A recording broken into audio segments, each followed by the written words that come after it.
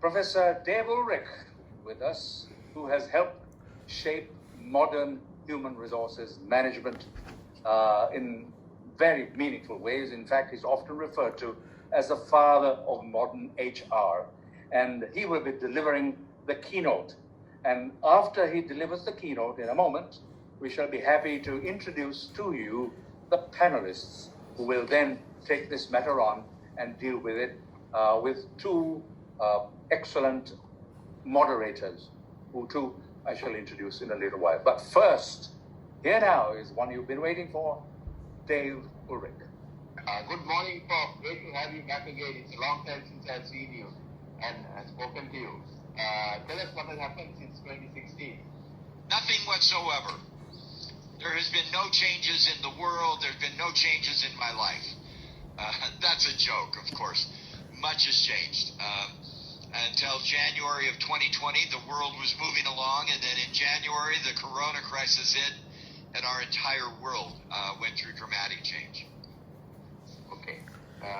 Let me get to the Q&A that we have planned. My first question to you is, the global pandemic has heightened HR's relevance to business.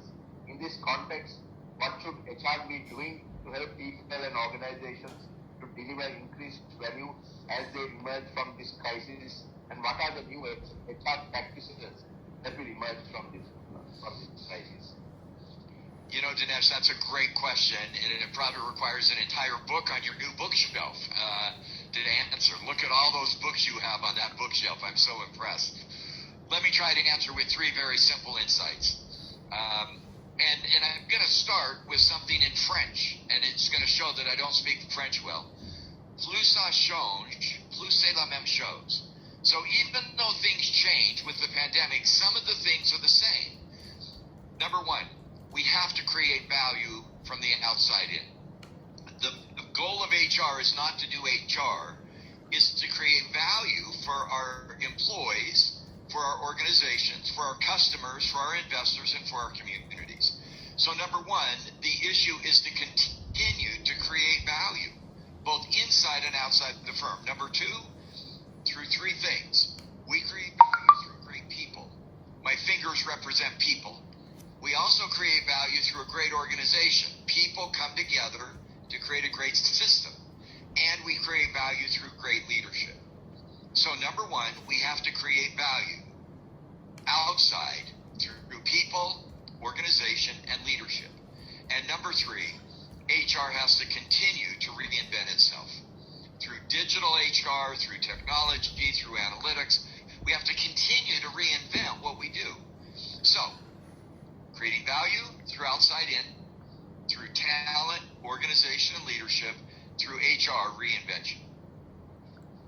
Thank you.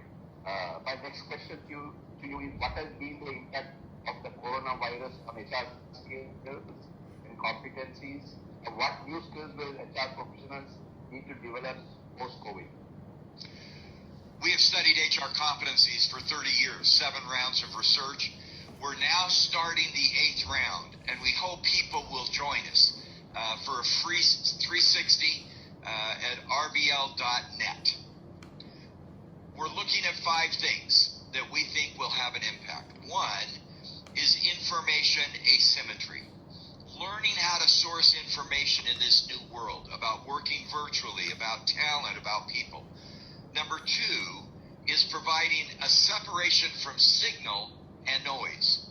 In this world, there's a lot of noise. There's a lot of activity, a lot of emails, a lot of ideas, a lot of books. Look at your bookshelf. You're filled with great noise. How do we distinguish signal? What are the key signals that we have to pay attention to around emotional well-being, for example? Number 1, information asymmetry. Number 2, separating noise from signal. Number 3, beginning to build integrated solutions. It's not staffing, training, compensation. It's integrating those into a solution set. Number 4 is social responsibility, citizenship.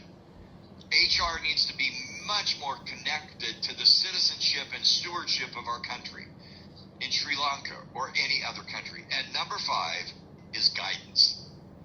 We in HR should have data that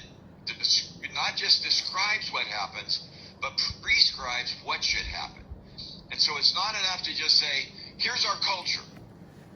We should be able to say, here's the right culture given the circumstance. Those are the 5 skills we're studying: information asymmetry, separating noise from signal, managing social citizenship, social responsibility, integrated solutions, and then guidance for what we should do. Okay. What has technology really done to employee engagement during this crisis? Technology is so interesting. It's good news and bad news. We have seen 4 phases of digital affecting HR. The first phase of digital HR is efficiency. And so technology allows us to be more efficient, to do learning or staffing or compensation efficiently to some form of a platform. The second phase is innovation. We have found, Josh Burson, who's the expert in this area, said there are 2,700 new digital HR apps in the last year. There are so many coming. Some of them are good, some of them are silly. One came to my attention, and Dinesh, you'll get a kick out of this, I think. It said, we can do facial recognition. We'll take a picture of your face, and we will tell you what kind of leader you are. And I said, you've got to be kidding me. My chins, my eyes, my hair, that has nothing to do with leadership. But so efficiency, innovation. The next phase of technology that's coming is information, guidance. How do we use digital to not just let us know what we do? It's no longer enough to do a best practice. We have to do a practice that creates an impact. And then the 4th phase is experience or connection. That's where I think HR needs to go in this pandemic world. For example, I haven't connected with you, Dinesh. It is so nice to see you again. It just to see your face and your smile and your books. And welcome to my office. This is my office. I get to connect with you in a different way. Oh, wow. We live in, this is actually our condominium, and we have books, not as many as you do. Some of my books that haven't sold, we have them on our shelf. Yeah, some of your books here as well. I know. But it's so fun to connect and to have an experience.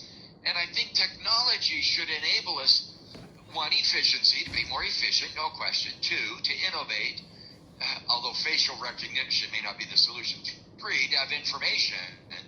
And 4, to have a better experience. And that's where I think we're headed with technology. Okay. Moving on, today, what would HR look like in the new economy once we get out of a vaccine? You know, I'm not exactly sure, because one of the things, and I know you're not going to like this, when people tell me they know the new normal, and they say, Dave, I know the new normal, my advice is turn around and run the other way. I don't know what the new normal is. I think we live in a world of uncertainty. And I think our job in HR is to harness that uncertainty. And here's the message I hope HR people in Sri Lanka take. Don't be threatened by the uncertainty. Discover opportunity. Out of ambiguity, out of uncertainty, out of a crisis can emerge a whole new way to behave. Again, Number 1, we're going to have to create value for all stakeholders. Number 2, we're going to have to manage our people, organization, and leadership. Number 3, we're going to have to reinvent HR. We've got the skills, the department. We're building the tools to do it. I'll invite those who listen to go to rbl.ai. rbl.ai.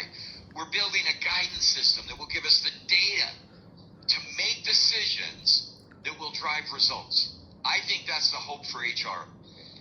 I met a chairman of a big bank, and the chairman of the big bank said, my job is to deliver success to my company through my people.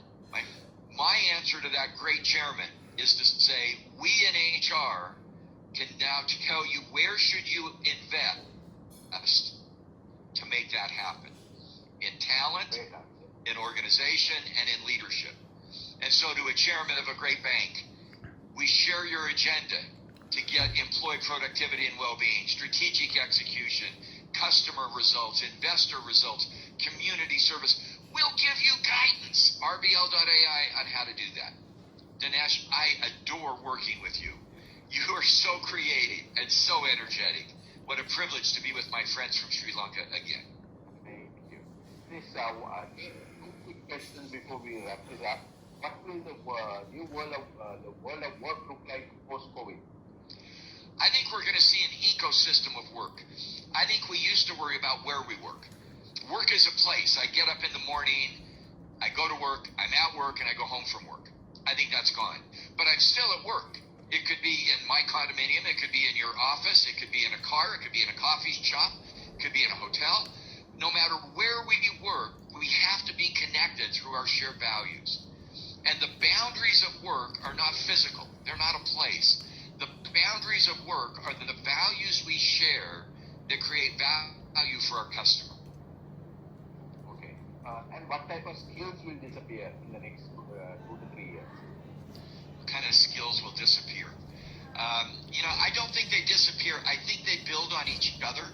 And so I think the skill of connection is going to change. I don't think it's just going to be connection face to face. I think it's going to be connection virtually.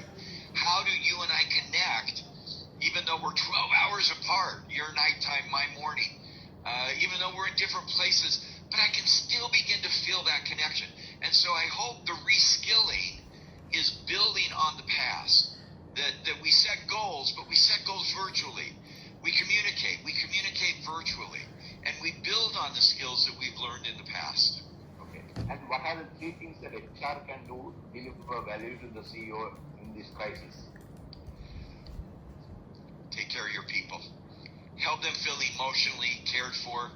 I like the emotion, empathy, feeling the needs of our people and caring for them. Create a great organization. And build great leadership. Talent, organization, and leadership, all of which serve customers. Here's an example. Somebody said that I was quoted as this: our people are our most important asset. By the way, everybody has said that, not me alone.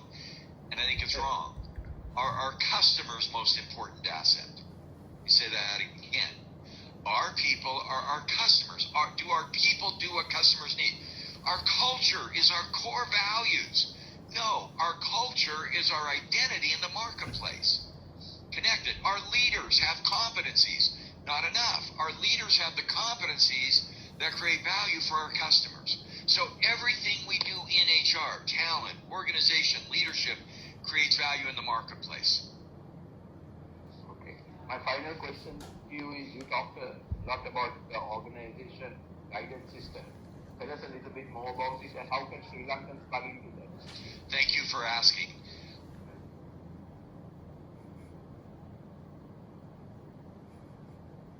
Practice, hiring, training, building agility. I think that's the wrong place to start. The guidance system says start with those 5 results. Are your employees productive? Do they experience well-being? Are you implementing your strategy, digital or other strategy?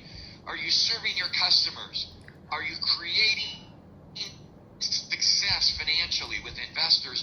And are you making sure the community sees you as good? By the way, those are the outcomes. We've discovered through our decades of research, there's 36 initiatives that HR can practice to make those happen in talent, leadership, organization, and HR. So you got 5 outcomes and 36 initiatives. That's 180 cells. 5 times 36. Here's the question. Which 4 or 5 of those 180 cells should I invest in? What we're finding is companies spend about 1% of their revenue on those 180 cells. Am I spending it well? The guidance system is really simple. RBL.ai. It gives you a 10 to 15 minute assessment on talent, leadership, organization, and HR that will guide you where should I focus to give you those 5 outcomes. And the findings are amazing. I'll give one quick example. A company said, I want to generate employee, customer, strategy, business outcomes. Would you refresh our leadership training program? We've been training our leaders. We looked at the guidance system. Here's what we discovered. The leadership training program you offer does not impact those outcomes as much as building a key business case for leadership. So we went back to our clients and said,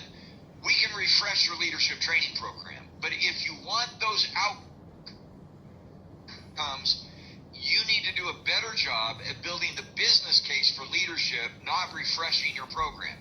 It's not what case study you use or what tool you teach. It's, do people understand the importance of leadership in successful business? Let's help you build that out. Let's help you build that as an initiative. And that will deliver the outcomes better. Yeah. That's it. Guidance. I'll give you, by the way, I get carried away. I'm so excited about this. In talent, whoa, it's all about who we hire. It's how we train. It's how we pay. No.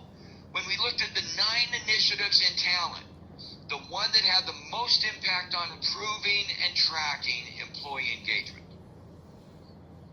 So, compensation matters, performance management, training matters, but the thing that delivers the outcomes the most is improving and tracking employee engagement and giving employees a great experience. That's kind of cool. I now know where to invest. Okay, I carried away.